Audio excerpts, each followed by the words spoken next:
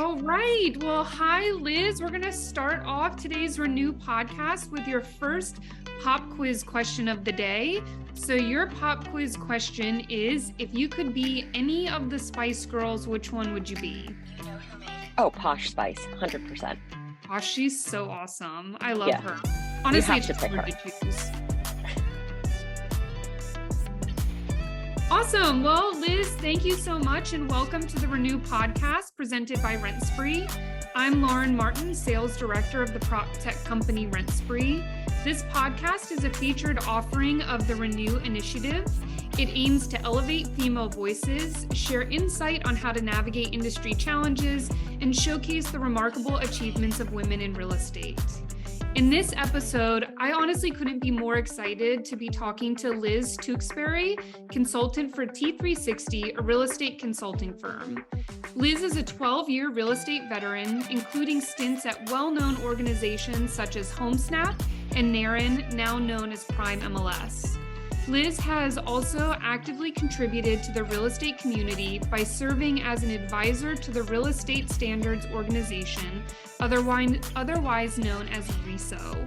We'll be discussing Liz's professional real estate journey, as well as the importance of female mentorship and empowerment and diversity and inclusion within the real estate industry. Liz, welcome, and thank you so much for taking the time to speak with me today. Thank you so much, Lauren. I'm pleased to be here with you. And I honestly want to just start by saying thank you to you, not only for the opportunity, but also for starting this initiative. It's something that our industry really needed for so long. And I don't think that any of us realized it until you came up with the amazing idea and then took the initiative to put it together. So I'm really grateful for you and grateful to be here.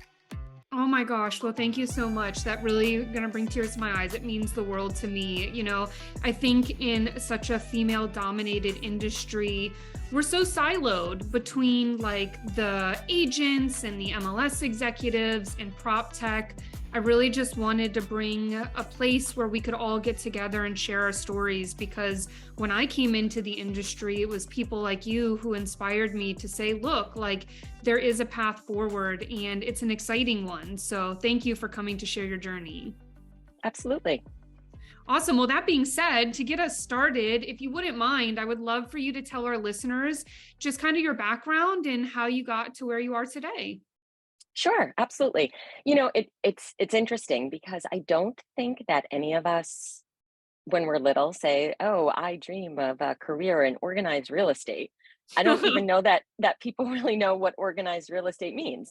When you say that you're in real estate, they assume that you are an agent or a broker, and they don't understand really what goes on behind the scenes in terms of organized real estate. And you know, when we're little, we want to be a teacher, we want to be a nurse, or we want to I be wanted to a be a Disney firefighter. princess. Yeah. Right. And so, you know, this isn't necessarily what I ever expected or thought, but it is where I belong, which I'm really grateful for. So my journey is interesting. I started off at NARIN back in 2011. I was re-entering the workforce after spending some time at home raising my children. They were ages 7 to 12 at the time, and I was a new single mom, and I needed a job. And that really is how I started. I found this job at NARIN. It offered me flexibility. I was able to still be available to my kids, and I really went into it with the mentality of, this is a job. And what I found when I got there was, oh my gosh, this is so interesting. I immediately saw this incredible opportunity to learn. I was intrigued by the technology. I was intrigued by, you know, the rules and the governance. And I just knew that there was so much that I could do there. And so I changed my thinking from, this isn't a job, this is going to be a career. And I'm going to really find my path here. And so that's what I did. And so for 7 years I was there. I focused on product implementation. I managed our vendor relationships and those partnerships, and really got to know the business on the MLS side sort of from the ground up. I knew nothing about it. And so it was like this fresh new start for me in so many different ways. And I just rolled my sleeves up and learned as much as I could. And I was there, I had probably been there about 5 or so years when I started to think about, okay, what's next? And I thought that the next best thing for me in my career would be to learn the business from a different perspective. And so I started taking a look around at the different vendor partners that we had and that were out there who to see who might be a good fit. And what was really interesting in my role too was that I sort of built pretty intimate relationships with the vendor partners because you spend a lot of time when you're onboarding and when you're implementing. And I got to sort of peek under the hood and see what they were all about and where might be a good fit for me. And I just sort of made mental note of that. And I didn't necessarily even say to anybody that, oh, I think this is what I want to do. I just figured the right thing was going to come at the right time. And it did. HomeSnap came to me with an opportunity that I couldn't resist, which was to help them with their MLS partnerships and help with integrations. And it was a startup mode. And it was really cool to work in the startup environment because when you're there, like everybody just wants to work hard all the time. And there was this idea of, we don't just fail, we fail forward. We're always going to learn, we're always going to do better. And I just really loved that side of things. And I had a great, 4 years at HomeSnap, and probably 4 or 5, somewhere around there, probably around 2000, probably around 21, 22 is when I started to think about, okay, you've done the MLS side, you've done the vendor side, you've gotten involved in RESO, you've gotten involved in CMLS, what's next? And I thought about what I liked the most about the industry. And I really looked at where my strengths were. And my strengths are definitely in the MLS implementation, vendor selection, product comparisons. I geek out on data standards, all of that. And I thought about going into consulting. And so I started to have some conversations with Clint and I, who I work for. We use this term, people you know, like, and trust.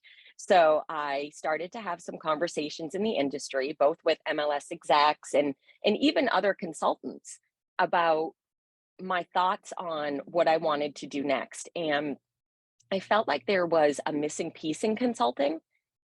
Typically, when an MLS or an association goes in and hires a consultant, it's to go in and put together a business plan, or it's, to be strategic, or maybe it's for consolidation or collaboration. But to me, the missing piece was a consultant comes in and they put together this great 5-year plan, but then there's nobody there to help you to execute that plan. And that was a missing piece in consulting. So that was what I felt I wanted to do. It highlighted my strengths, but it's also what the industry needed. And so then I was at this crossroads of, how do I want to go about doing this? Do I want to do it solo, or do I want to be part of a team? And when it came down to it, who I am at my core is a person that works better in a team environment. I want somebody to bounce ideas off of. I want somebody, I think that we just all have so much to learn from one another. So I didn't want to be siloed. I didn't want to be all alone. And so I took a chance and I reached out to Clint at T3. He's the senior vice president of organized real estate, and said, hey, I think that I would love to come and work for you. And here's what I would want to do. And I sort of put together a job description, and he and I chatted and we hit it off immediately, and we just clicked.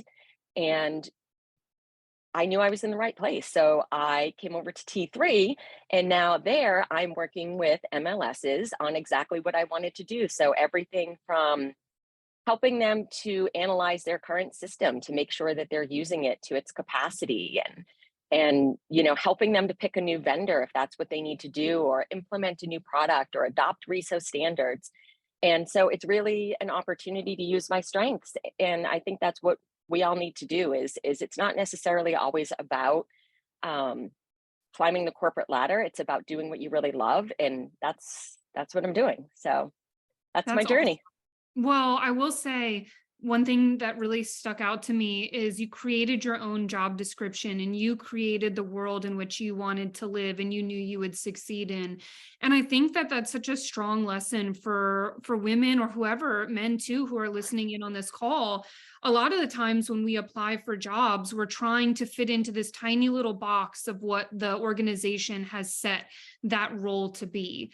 And we all are so different and have different strengths and weaknesses. Or you're applying for a job and they're like, you need like 500 million years of experience for this job. And it's like, I mean, this is such a unique job. I mean, who has that many years of experience, you know? So I'm so proud of you to say, hey, this is my skill set. This is what I want. This is what I think I will succeed in. And do you have room for that or not?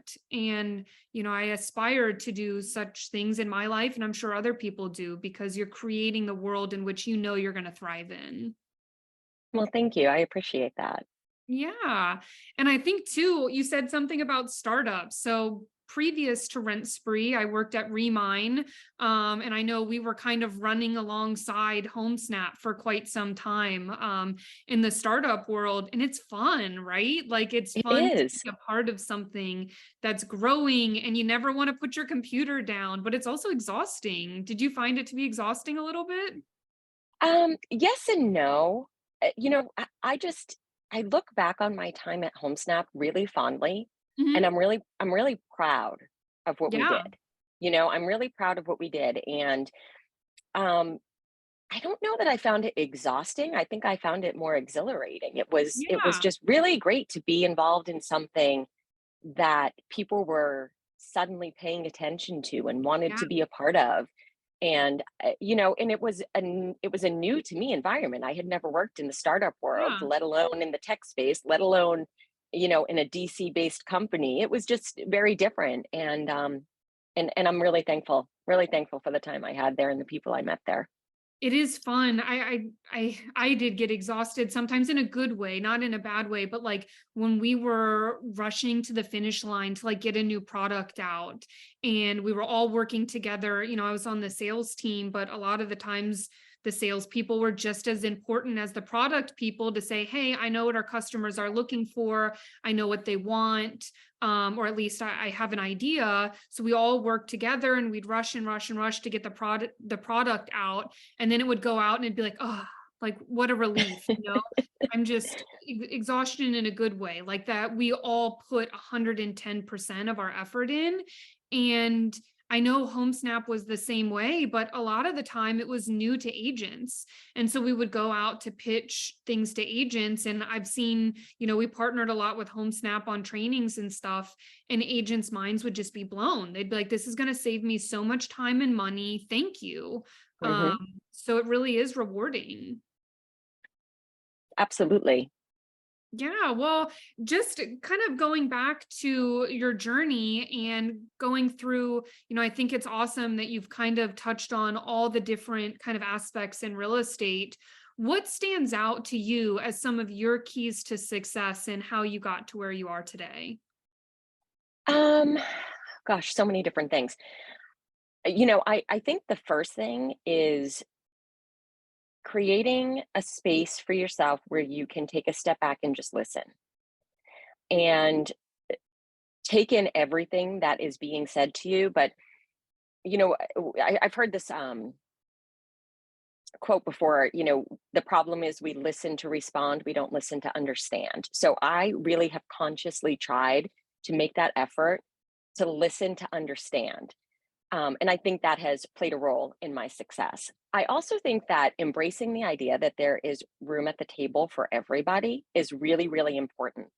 And sometimes we can get to be, especially I think as women, we're a little bit afraid that like somebody's going to take our spot or somebody is going to have an idea that's better than us. And maybe they will.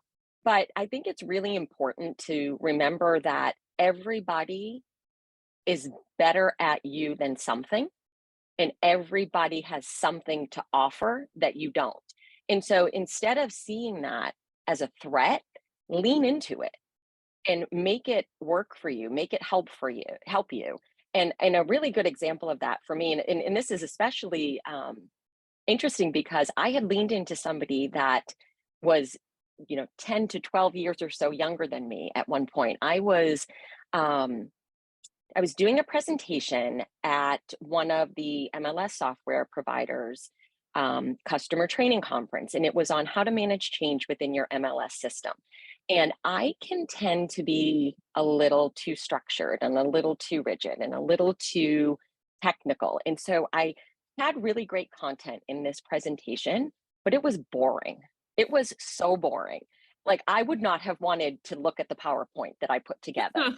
But that's just not my strong suit at all. And so Brianna Garrett, who is the director of marketing at Prime MLS I now, it love was near and at her. the time, she's wonderful. She has that, has this way about her to be able to make things look amazing and make them fun and engaging. And she just is really amazing at PowerPoint. So I handed it to her and said, help me make this into a presentation that people are going to, laugh at and have fun with and smile at, and not one where they're going to be bored stiff in their seats with my technical explanation of things. And so I trusted her. She put together, she cleaned my presentation up and made it really fun. And, had I not leaned into somebody who was better at me than something, I wouldn't have been anywhere near as successful. So that to me was a really big takeaway. Obviously, embracing change. This industry is forever changing. Day to day, something new is happening, and you can't live in a space of that's how we've always done it. You have to live in the space of there's always a better way. This is coming whether we like it or not. Let's embrace that change. And then I also think that it's important to do the work. Roll your sleeves up. Sometimes some of the work that we have to do isn't glamorous. One example in particular is when I was converting our database from the existing database into be a RISO compliant database. I kind of had to lock myself in a room. I had to roll my sleeves up. I had to shut the door and nobody talked to me. I have to figure out how to convert this data so that it is, usable and in a RISO standard. And that can be really boring and tedious work, but it has to be done. So that's just, another big key to success. And then I think lastly kind of ties into what I said in the beginning, which is don't be afraid to put yourself out there. Don't be afraid to say, this is what I'm good at and this is what I want to do. Because that's how you get opportunities like the one that I have now with T3. Yeah, I think that's awesome. And it kind of mirrors another conversation I had with Teresa, hasn't come out yet, but just making room for seats at the table, right? I think what you said really holds true. As women, we think, well, there's only room for one woman at the table, and that's me. So I'm not gonna bring a seat for you. And that's just not the case. Like there's so much room for everybody at the table. And we as women need to be inviting to say, hey, look, like your instance with the marketing thing. I have that with my coworker, Caroline Mulvey. She's been kind of like my right-hand man since we were at Remind together. We're now at RentSpree together. She's very technical. I'm more loosey-goosey, and I will talk to her about like an idea I have, and she'll laugh through the whole thing. Like she thinks it's funny, which it's supposed to be. And then she'll get to the end. She's like, I have no idea what the point of what you were trying to say was. You delivered it well, but so I lean on her to be more like you and be more technical and clean that kind of stuff up. But, the more we lean on each other, I think the better off we'll be. Do you find that in your current role today as a consultant, do you help companies at all? Just talk about, leaning on one another. I'm sure you deal with lots of different companies and their strengths and weaknesses. Do you try to apply that to when you do consult them on change and stuff like that? Absolutely, we do. And we really help our MLSs, especially, take a look at who's around them and who is like-minded and who might be good partners with them for collaboration efforts down the road. Yeah. We also, with our prop tech vendors that we work with them, it's who are the best partners for you, right? There are 522 MLSs in the country, and maybe not every single one is going to be the best partner for you for a variety of reasons. Maybe they already have a product similar to yours, or maybe they take a really long time with decision making and you want to get 10 people signed by the end of the year. So whatever the case may be, we definitely lean into who those other folks are and help to guide people toward, those like-minded organizations. That's awesome. Well, you brought up another point that I think is just, I've been in the industry for, gosh, like 7 years now. And I think it's been the running theme of my life is don't be afraid of change. And that goes across all aspects of the real estate industry. And HomeSnap, I know, is big in data, and so was Remine. And it just brings up a funny thought in my mind. A lot of the agents were scared of the data and scared of the analytics. And they're like, this is creeping me out. I had a lady like storm out of one of my trainings. So I tried to find ways to bring humor into it. I know I said this on Greg Robertson's podcast, but I used an example of trying to find a famous hockey husband. Like, look, like you can search your area. If you're in the market, my dog needs a big backyard. I think that one of the Capitals lives down the street from me. Of course, I was joking, but you bring levity to the situation. And I think that across the board, we all just need to be more accepting of change. So that brings me to my kind of next question for you.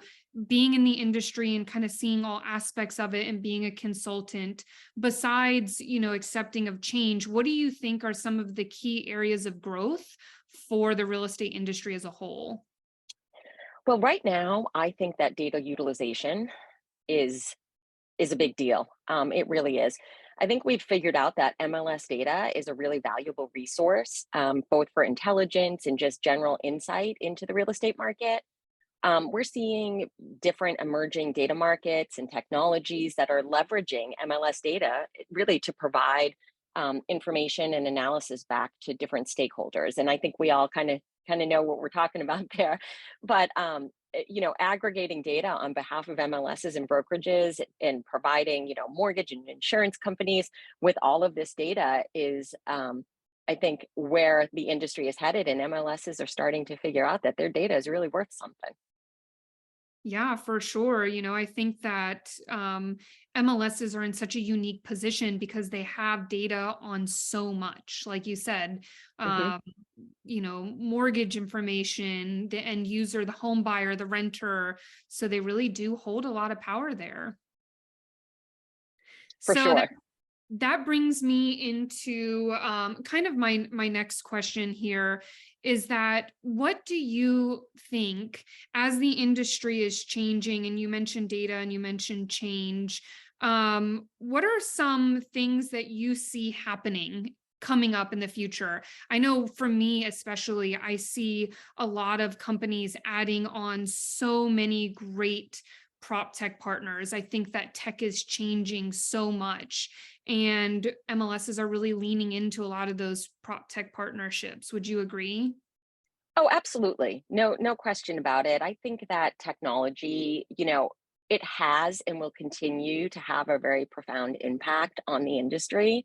And that is, again, back to the data and the utilization of it, but also, analytics and automation tools and, 3D tours and floor plans. And I mean, even if you think about online marketplaces, I know when I bought my first home, there was no online marketplace. You had to go to a real estate agent and you had to say, this is what I'm interested in, and they would find some properties and they would give you the address and say, well, just drive by it to start and see if it's even, looks like something you would like, because there was nowhere for you to go and look to see if a home was right for you.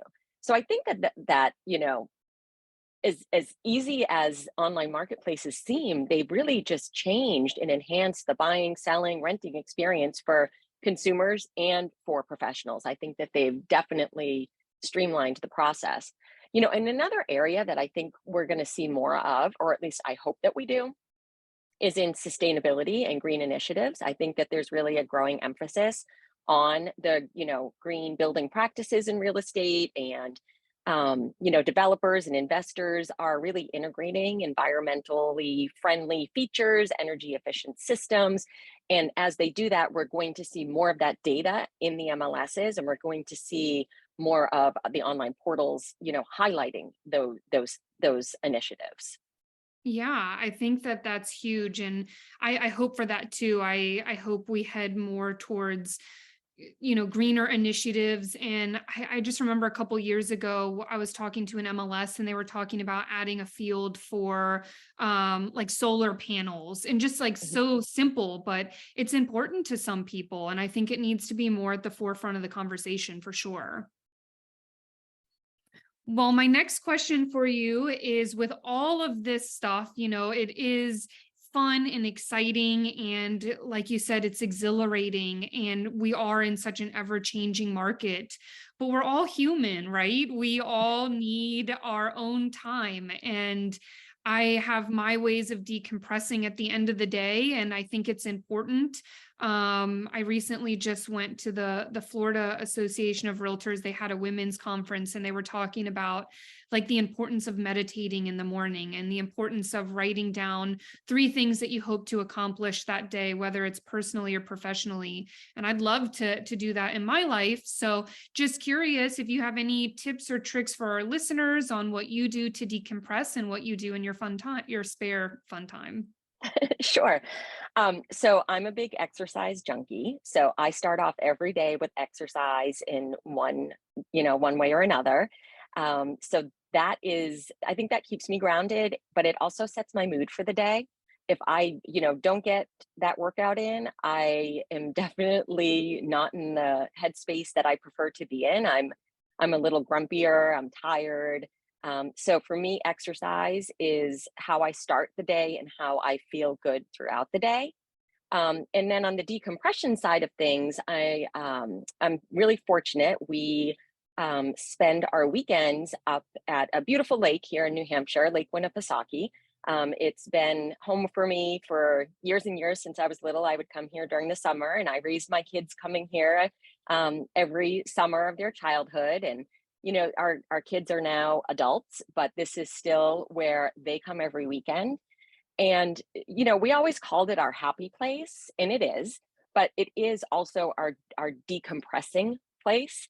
And this is a really great story, actually. My son, he's 25, he is in the Army, and he had gone to Army basic training, and he came home, and it was right about this time in June. And within a day or two of him coming home, we came up here to our lake house, and I said, "Do you want to go get breakfast on the boat?" And he said yes. And we hopped on, and I remember the lake was like glass, and he was driving, and we had the music blasting, and I'm standing, and we're flying across the lake, and it was like you could see us both taking this collective deep breath. Without even saying a word to each other, I was like, he's breathing again, and so am I. Like, he's home, and everything is going to be okay now. And that was when I realized that it's not just my happy place, but it's really the place where I come to take a deep breath. Yeah, and I mean, look at all the memories that you've built from that. I think that there's certain moments in our life where it feels almost surreal, like we can look down on us having that moment, and it seems like that was kind of it for you. And also it's just nice to, like, I don't know, get out of your home and have a change of scenery. My parents have a beach house too, and that's kind of been our thing, is just get away for a little bit and mix it up some. Yep. Well, I need to be more like you. I'm definitely not a workout in the morning person. I try with all of my might, especially when you're traveling. Do you keep to it when you're traveling? I do. I'm one of those crazy people in the gym. In fact, at the RESO conference in San Antonio, I listened to Danae's podcast while I was on the treadmill at 6 a.m, working out before the RESO conference, listening to you That's and Danae. that's awesome. I Yeah. I am the type of person that, like, I get so stressed out, and it's such a small gym, and I'm like, I don't want to like be in anybody's way. So I aspire to be more like you, because I think it's good for our mental health. I like working out. It's just when you get on the road, I think it's reminding yourselves to carry over those best practices, because sometimes I get home from trips and I'm just exhausted, and it's because I don't keep up with myself while I'm That's traveling. exactly it. You've got to drink your water. You've got to keep your regular routine. I even try to pack healthy snacks with me that I can eat throughout the day, because we all know the conference diet is not great. Yeah. So you definitely have to keep up on those habits, especially when you travel as much as you and I do. At least we're in a little quiet time right now, but For sure. Yeah, that was a big thing for me, was eating. I think I told this story already. So for listeners, if you heard it already, I passed out one time during a I training. did. I heard it. Yeah. And it was a huge eye opener. I need snacks. I remember somebody was like bringing me a grilled cheese. I was like, this is embarrassing. So I started packing snacks too. I just like made little snack bags, because Yep. it gets crazy and you forget, like, we're so ingrained in that conference mode, and I love being in person and mingling, and you just forget. And I think it's something earlier that you said about, the startup mentality and being in person and working together. That's something I really miss about being in an office. And I love working for RentSpree, and I go out and visit the office anytime that I can. But through COVID, it was weird because we got so used to that, like, all for one mentality, and we got super siloed. I don't know. Did you feel the same going through COVID? I really didn't, but I was already a remote employee. So Okay. HomeSnap is DC based, and I Yeah. was living in New Hampshire. So I probably would go to the office once a month or so. And then I was obviously traveling to conferences and to Yeah. client events and whatnot. So I was very used to working in my own space at home. For me, the adjustment was really having my house full of kids all over again because they weren't in school. That definitely was hard, and my dog would be, like, running in the background, and oh my goodness, what a time. But speaking of kids, so I wanna move on to really the heart and soul of the Renew podcast, and that really is just talking about the initiative and why it was started, and it really was to help foster a sense of community for women, really within all walks of life in the industry. So with that in mind, I would love for you to kind of talk about female mentorship and what I am really tongue tied today. I don't know what is going on. Female mentorship and what that's meant to you throughout your journey. Oh my gosh, sure, absolutely. So I think the first thing is mentorship is a little bit different for everybody, right? So for me, mentorship is organic, and mentorship typically starts by action. Um, I have worked for companies before where they prefer to, like, oh, we have a mentor program and they want to match you up with somebody and you have regular meetings. And for me, that just never felt natural. I look for mentors that I gravitate to based on the things that they say or based on their actions or how they make me feel. Um, so so that's, I guess, the first thing. But I've had amazing female mentors throughout my time in the real estate industry, and they have been from, I guess, quote unquote, all walks of life, right? So one in particular is Marty Reed, who is the COO at CRMLS. And when I first met Marty, she was with Black Knight, and I was a client, and I remember just being in awe of her ability to be direct, but with kindness, um, her ability to acknowledge, when something wasn't right and own on to it. She would follow through with commitment. She was respectful, yet firm. And I just, I found myself leaning into her to ask questions, and to learn more about, anything and everything I could about the industry. And then it was funny, in a weird twist. I became the vendor and she became the client because she went to CRMLS and then I was working at HomeSnap. But our paths always crossed because we were both very involved in reso. And she's one of those people that I know, like, and trust, that I leaned into about trying to make the decision about what might be best for me for my next move or to come into consulting. So holding on to those relationships that you build is so important because they will be with you throughout your entire career. Another is Meg Garabrandt, who she works in the green and the sustainability sector. And she was my direct supervisor when I worked at Niren. And one of the things that I noticed about Meg that made me want to lean into her was I could be transparent with her that I don't understand this. I don't think I'm doing this right. I need help with this. And there was never a judgment of, oh, you're not capable of doing your job. It was, let's sit down, let's work through this together, let's find a solution, let's see if we can find the best way. And that to me is what a mentor really is, somebody who doesn't make you feel like you're not capable, somebody who helps you to see your strengths. And that was an amazing opportunity for me to work directly underneath her. And then I don't know if this would be not necessarily a mentor, but more of somebody that inspired me or even empowered me. Olga, I'm going to probably butcher her last name, but Olga Emerlin, I probably killed that. She heads up engineering at MLS Listings.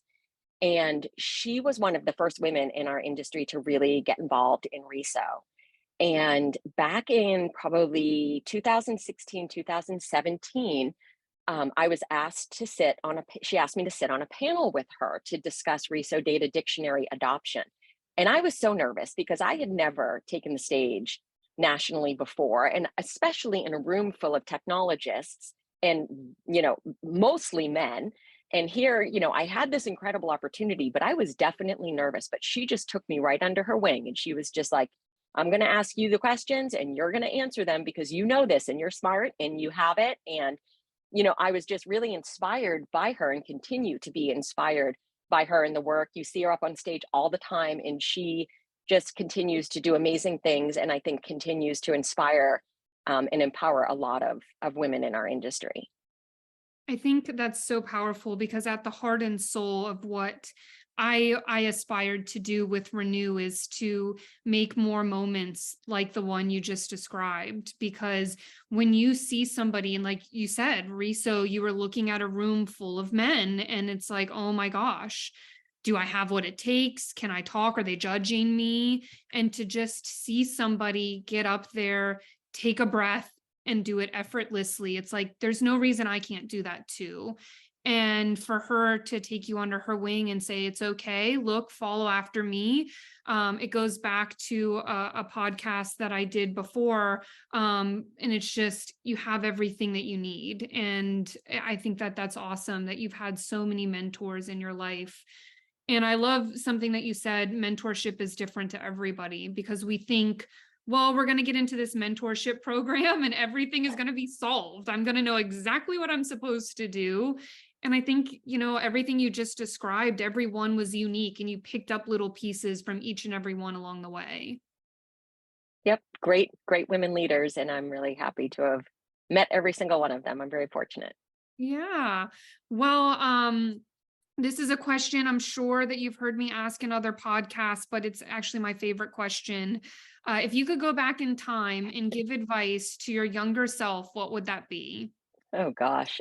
Use sunscreen, number one. Stop laying in the sun with the baby oil. It's not going to do anything good for you down the road.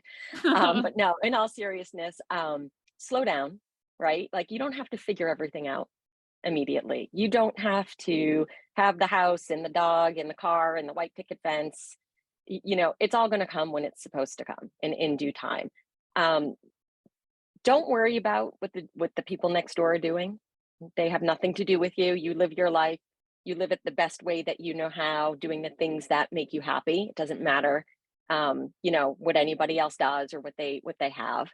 And I think, probably last is invest, invest your money. I think that that's great advice. And especially the don't worry about your neighbors. I think I recently, we all go through hard times, right? And sometimes I stress, am I doing the right thing? And one of my best friends said, you're doing what's best for you. And you have to continue to choose what's best for you and not worry about even what my friend thinks or what your neighbor's doing or what your coworker's doing. You're doing what's best for Lauren and what's best for Liz. And that's definitely something I wish I could go back in time and to continue to tell myself as I grow. Because at the end of the day, what you're doing is unique to you. Yep, 100%. And also wear sunscreen. I 100% agree with that. But I know you mentioned kids. You have a daughter and a son. Is that correct? So I have way more than that. So Okay. yeah. So we're actually a blended family of seven. So we have seven children. My goodness, that's Five, awesome. yeah, five are mine and two are his. And the age range is 19 to 30. And we have three boys and four girls.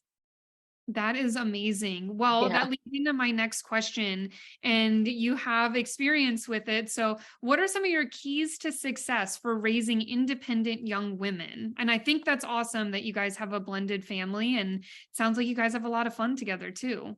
We do. We have a lot of fun. Thank you. So there's so many things, right? And raising girls, like it or not, it's different than raising boys for so many different reasons. But I think when it came to my girls, I really made a conscious effort to do a few things. Number one, um, make them think, right? So don't make your decisions based on what everybody tells you is best for you. Make your decisions by looking at your surroundings, by reasoning, by gathering your information, and then make a good sound decision, right? Promoting independence was really important. As a mom, I think that we can get really caught up in, well, it's just easier if I make the sandwich for you, or it's just easier if I switch the laundry. But we're not teaching them anything by doing that. So I tried really hard to promote independence with my daughters. And then, obviously, in teaching important skills like financial literacy and time management, always be 5 minutes early. Make sure that you're communicating what you need, set your boundaries. And those are all the things that you think you want to teach and you're hoping that you teach. And I feel like I have. But beyond that, there's a very emotional side to raising daughters too. And for me, I have tried to instill in them the importance of creating and maintaining strong female friendships. They have seen that I am still extremely close to all of my girlfriends that I grew up with. I'm going to a concert tonight with one friend that I've had for 40 years. So, those What strong concert are female you going to? friendships, we're going to see Dirk Bentley Oh my gosh, I love country. Liz Yeah. Tewksbury.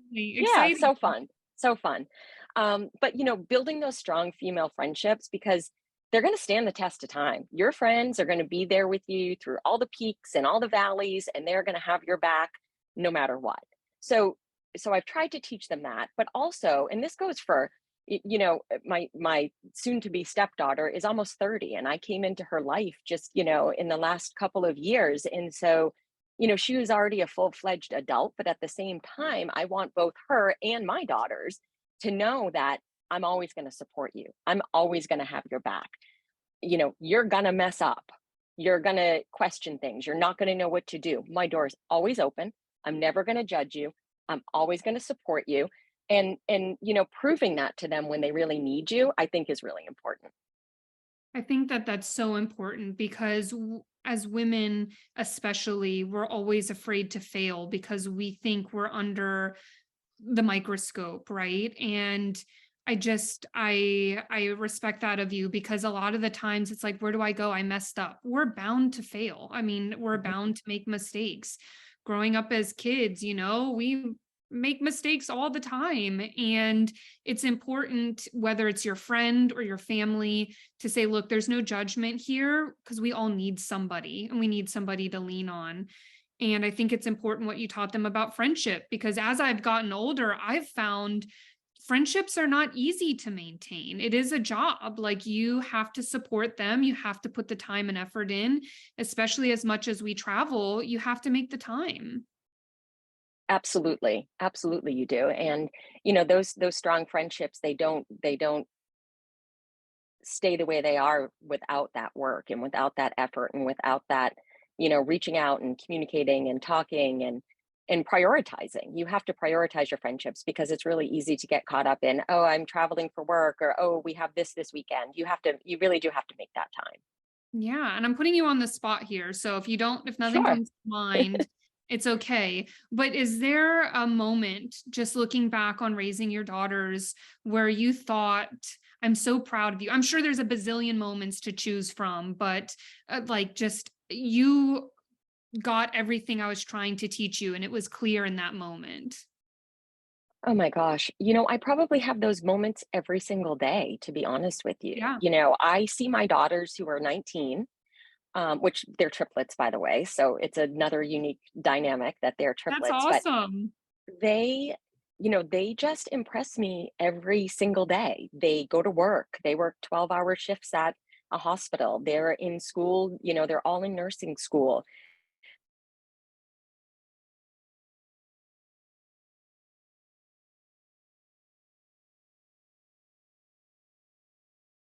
18-year-olds don't do, but I see them, becoming these really solid adults that are more than capable. And it, makes me really proud.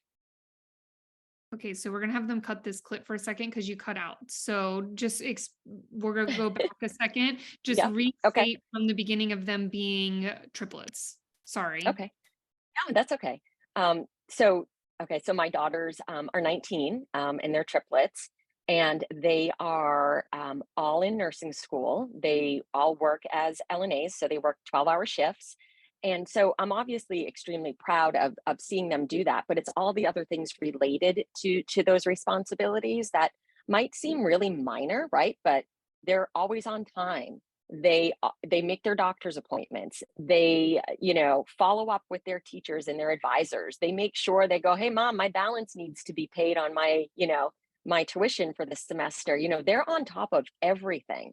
And that I like to think is a result of what has been instilled in them about what is important to be successful.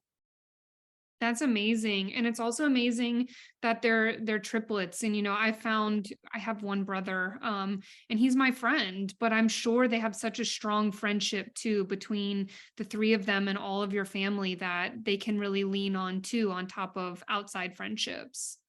Absolutely, 100%.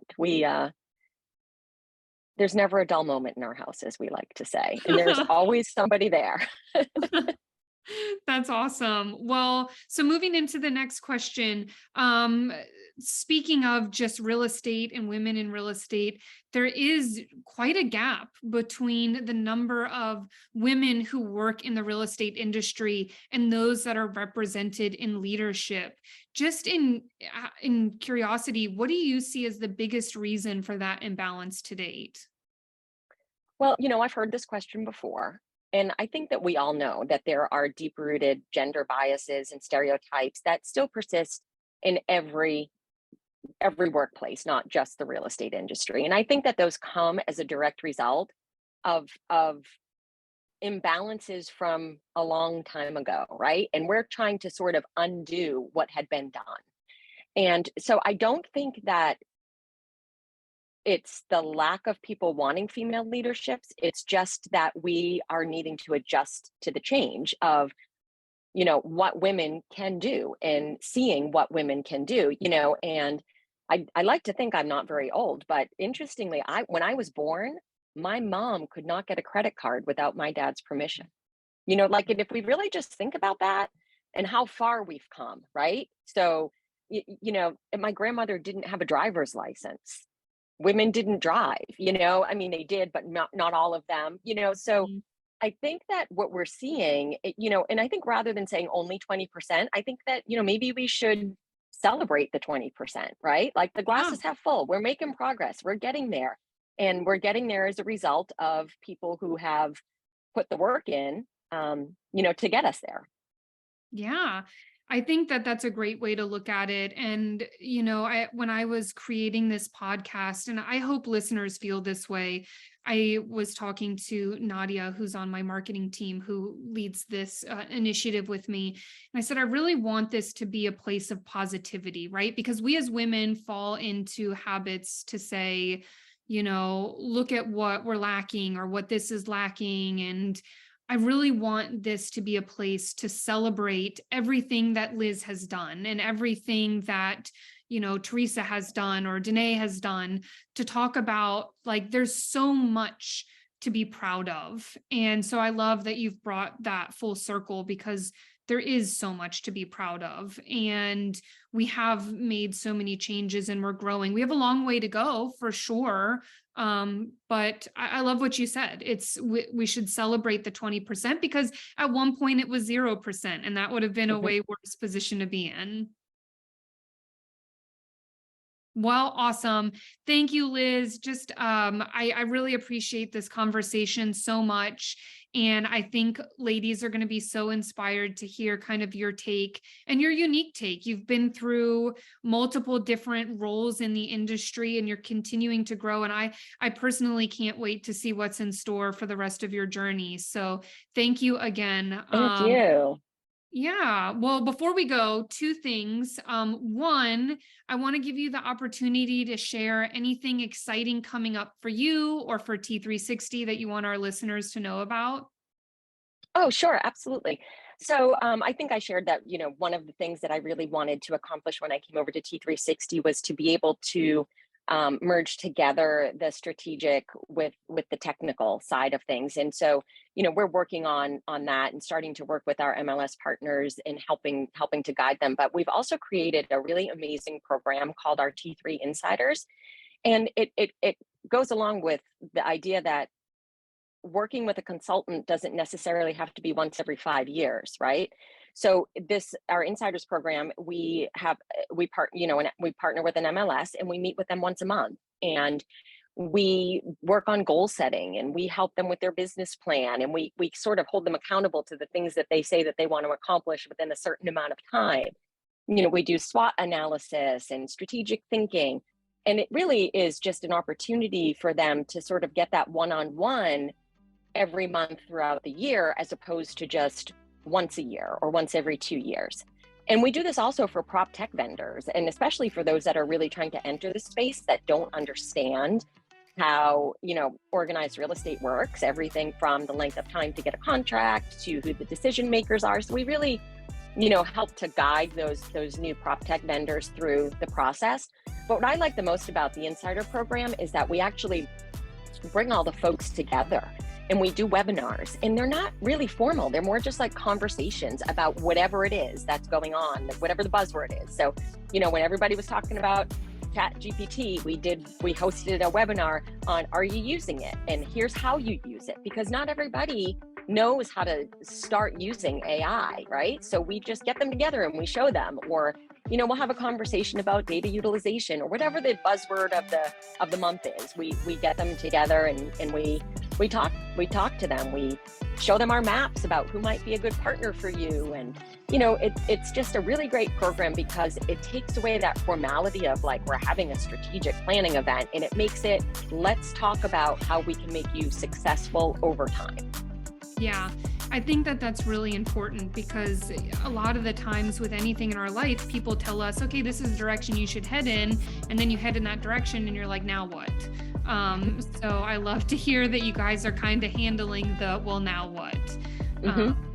So that's awesome. Well, thank you for sharing. And the last thing that I have is your last pop quiz question. So I'm guessing you're a country music fan. So this is a big one for me, and I've asked somebody else this. But if you had to choose to go to a concert, would you choose Miranda Lambert or Carrie Underwood?